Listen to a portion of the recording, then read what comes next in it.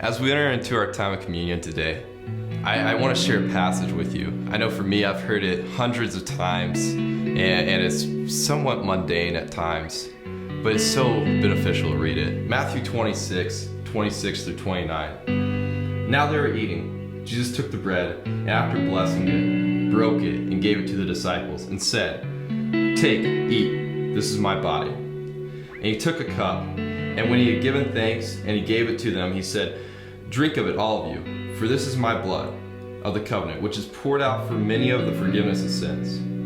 I tell you, I will not drink again of this fruit of the vine until the day when I drink it anew with you in my Father's kingdom." As I read that passage, I instantly think about the act of communion. And I instantly think about the idea of us passing the bread and passing the juice and taking it together. But what I forget about a lot of times is the fact that there were 13 men in that room. 11 of them really didn't know a whole lot of what was going on, were somewhat confused. One of them was Jesus, the leader. He knew that he was in the last hours of his life, and he knew he was about to be betrayed.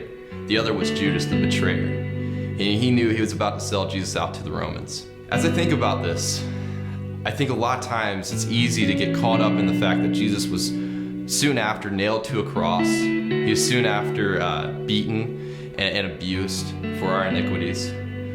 But what we forget is the fact that Jesus took on all of our sin, that we might be made perfect and righteous in his name. I think specifically about the victory that's given, and I think specifically about what Paul wrote. He wrote that Jesus, who was without sin, who was perfect, was made sin so that we might have the ability to become the righteousness of God through him. Today, as we take the communion, as the bread and juice are passed, I want to encourage you to do two things.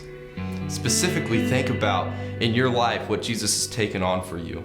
Think about the fact that as he was on that cross, he saw your face and he said you were worth it.